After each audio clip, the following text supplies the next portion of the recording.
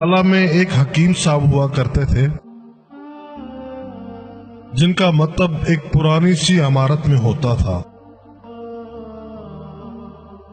حکیم صاحب روزانہ صبح مطلب جانے سے قبل بیوی کو کہتے کہ جو کچھ آج کے دن کے لیے تم کو درکار ہے ایک چٹ پر لکھ کر دے دو۔ بیوی لکھ کر دے دیتی، آپ دکان پر آ کر سب سے پہلے وہ چٹ کھولتے، بیوی نے جو چیزیں لکھی ہوتی ان کے سامنے ان چیزوں کی قیمت درج کرتے، پھر ان کا ٹوٹل کرتے، پھر اللہ سے دعا کرتے کہ یا اللہ میں صرف تیرے ہی حکم کی تعمیل میں تیری عبادت چھوڑ کر یہاں دنیا داری کے چکروں میں آ بیٹھا ہوں، جو ہی تو میری آج کی مطلوبہ رقم کا بندوبست کر دے گا میں اسی وقت یہاں سے اٹھ جاؤں گا۔ اور پھر یہی ہوتا، کبھی صبح کے 9:30 کبھی 10 بجے حکیم صاحب مریضوں سے فارغ ہو کر واپس اپنے گاؤں چلے جاتے۔ ایک دن حکیم صاحب نے دکان کھولی، رقم کا حساب لگانے کے لیے چٹ کھولی تو وہ چٹ کو دیکھتے ہی دیکھتے رہ گئے۔ ایک مرتبہ تو ان کا دماغ گھوم گیا، ان کو اپنی آنکھوں کے سامنے تارے چمکتے ہوئے نظر آنے لگے، لیکن جلد ہی انہوں نے اپنے اعصاب پر قابو پا لیا۔ آٹے دال وغیرہ کے بعد بیگم نے لکھا تھا بیٹی کے جہیز کا سامان۔ کچھ دیر سوچتے رہے، پھر چیزوں کی قیمت لکھنے کے بعد جہیز کے سامنے لکھا یہ اللہ کا کام ہے، اللہ جانے۔ ایک دو مریض آئے ہوئے تھے، ان کو حکیم صاحب دوائی دے رہے تھے، اس دوران ایک بڑی سی کار ان کے مکتب کے سامنے آ رکی۔ حکیم صاحب نے کار یا صاحب کار کو کوئی خاص توجہ نہ دی، کیونکہ کئی کاروں والے ان کے پاس آتے رہتے تھے۔ دونوں مریض دوائی لے کر چلے گئے، وہ سوٹڈ بوٹڈ صاحب کار سے باہر نکلے اور سلام کر کے بینچ پر بیٹھ گئے۔ حکیم صاحب نے کہا کہ اگر آپ نے اپنے لیے دوائی لینی ہے تو ادھر سٹول پر آ جائیں تاکہ میں آپ کی نبض دیکھ لوں، اور اگر کسی مریض کی دوائی لے کر جانی ہے تو بیماری کی کیفیت بیان کریں۔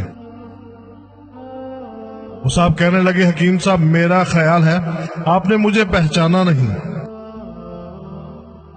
لیکن آپ مجھے پہچان بھی کیسے سکتے ہیں کیونکہ 15-16 سال بعد آپ کے مکتب میں داخل ہوا ہوں۔ آپ کو گزشتہ ملاقات کا احوال سناتا ہوں، پھر آپ کو ساری بات یاد آ جائے گی۔ جب میں پہلی مرتبہ یہاں آیا تھا تو میں خود نہیں آیا تھا، خدا مجھے آپ کے پاس لے آیا تھا، کیونکہ خدا کو مجھ پر رحم آ گیا تھا اور وہ میرا گھر آباد کرنا چاہتا تھا۔ ہوا اس طرح تھا کہ میں لاہور سے میرپور اپنی کار میں اپنے آبائی گھر جا رہا تھا، عین آپ کی دکان کے سامنے ہماری کار پنچر ہو گئی۔ ڈرائیور کار کا پہیا اتار کر پنچر لگوانے چلا گیا۔ آپ نے دیکھا کہ میں گرمی میں کار کے پاس کھڑا ہوں۔ آپ میرے پاس آئے اور آپ نے مکتب کی طرف اشارہ کیا اور کہا ادھر آ کر کرسی پر بیٹھ جائیں۔ اندھا کیا چاہے 2 آنکھیں، میں نے آپ کا شکریہ ادا کیا اور کرسی پر آ کر بیٹھ گیا۔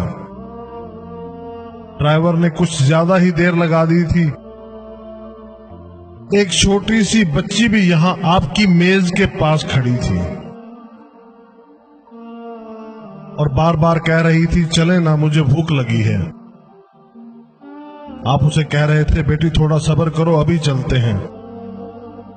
میں نے یہ سوچ کر اتنی دیر سے آپ کے پاس بیٹھا ہوں، مجھے کوئی دوائی آپ سے خریدنی چاہیے تاکہ آپ میرے بیٹھنے کو زیادہ محسوس نہ کریں۔ میں نے کہا حکیم صاحب میں 4-5 سال سے انگلینڈ میں ہوتا ہوں، انگلینڈ جانے سے قبل میری شادی ہو گئی تھی، لیکن ابھی تک اولاد کی نعمت سے محروم ہوں۔ یہاں بھی بہت علاج کیا اور وہاں انگلینڈ میں بھی، لیکن ابھی قسمت میں مایوسی کے سوا اور کچھ نہیں دیکھا۔ آپ نے کہا میرے بھائی توبہ استغفار پڑھو، خدارا اپنے خدا سے مایوس نہ ہو، یاد رکھو اس کے خزانے میں کسی شے کی کمی نہیں۔ اولاد، مال و اسباب اور غمی خوشی، زندگی موت، ہر چیز اس کے ہاتھ میں ہے۔ کسی حکیم یا ڈاکٹر کے ہاتھ میں شفا نہیں ہوتی، اور نہ ہی کسی دوا میں شفا ہوتی ہے۔ شفا اگر ہوتی ہے تو اللہ کے حکم سے ہونی ہے۔ اولاد دینی ہے تو اسی نے دینی ہے۔ مجھے یاد ہے آپ باتیں کرتے جا رہے تھے اور ساتھ ساتھ پڑیاں بنا رہے تھے۔ تمام دوائیاں آپ نے 6 حصوں میں تقسیم کر کے 6 لفافوں میں ڈالی۔ پھر مجھ سے پوچھا کہ آپ کا نام کیا ہے؟ میں نے بتایا میرا نام محمد علی ہے، اور آپ نے ایک لفافے پر محمد علی اور دوسرے پر بیگم محمد علی لکھا۔ پھر دونوں لفافے ایک بڑے لفافے میں ڈال کر دوائی استعمال کرنے کا طریقہ بتایا۔ میں نے بے دلی سے دوائی لے لی، کیونکہ میں تو صرف کچھ رقم آپ کو دینا چاہتا تھا، لیکن جب دوائی لینے کے بعد میں نے پوچھا کتنے پیسے؟ آپ نے کہا بس ٹھیک ہے، میں نے زیادہ زور نہیں ڈالا۔ تو آپ نے کہا کہ آج کا کھاتا بند ہو گیا ہے۔ میں نے کہا مجھے آپ کی بات سمجھ نہیں آئی۔ اس دوران وہاں ایک اور آدمی آ چکا تھا۔ اس نے مجھے بتایا کہ کھاتا بند ہونے کا مطلب یہ ہے کہ آج کے گھریلو اخراجات کے لیے جتنی رقم حکیم صاحب نے اللہ سے مانگی تھی وہ اللہ نے دے دی، مزید رقم وہ نہیں لے سکتے۔ میں کچھ حیران ہوا اور کچھ دل میں شرمندہ ہوا کہ میرے کتنے گھٹیا خیالات تھے، اور یہ سادہ سا حکیم کتنا عظیم انسان ہے۔ میں نے جب گھر جا کر بیوی کو دوائیاں دکھائیں اور ساری بات بتائی تو بے اختیار اس کے منہ سے نکلا وہ انسان نہیں کوئی فرشتہ ہے، اور اس کی دی ہوئی ادویات ہمارے من کی مراد پوری کرنے کا باعث بنے گی۔ حکیم صاحب آج میرے گھر میں 3 پھول اپنی بہار دکھا رہے ہیں۔ ہم میاں بیوی ہر وقت آپ کے لیے دعائیں کرتے رہتے ہیں۔ جب بھی پاکستان چھٹی آیا کار ادھر روکی لیکن دکان کو بند پایا۔ میں کل دوپہر بھی آیا تھا، آپ کا مطلب بند تھا۔ ایک آدمی پاس ہی کھڑا ہوا تھا، اس نے کہا اگر آپ کو حکیم صاحب سے ملنا ہے تو آپ صبح 9 بجے لازماً پہنچ جائیں، ورنہ ان کے ملنے کی کوئی گارنٹی نہیں ہے، اس لیے میں آج صبح سویرے آپ کے پاس آ گیا ہوں۔ محمد علی نے کہا کہ جب 15 سال قبل میں نے یہاں آپ کے مکتب میں آپ کی چھوٹی سی بیٹی دیکھی تھی تو میں نے بتایا تھا کہ اس کو دیکھ کر مجھے اپنی بھانجی یاد آ رہی ہے۔ حکیم صاحب ہمارا سارا خاندان انگلینڈ سیٹل ہو چکا ہے، صرف ہماری ایک بیوہ بہن اپنی بیٹی کے ساتھ پاکستان میں رہتی ہے۔ ہماری بھانجی کی شادی اس ماہ کی 21 تاریخ کو ہونا تھی۔ اس بھانجی کی شادی کا سارا خرچ میں نے اپنے ذمہ لیا تھا۔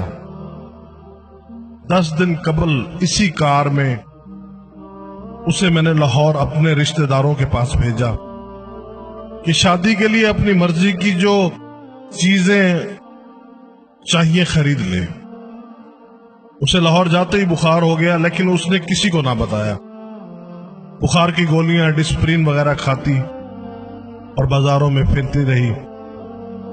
بازار میں پھرتے پھرتے اچانک بے ہوش ہو کر گری۔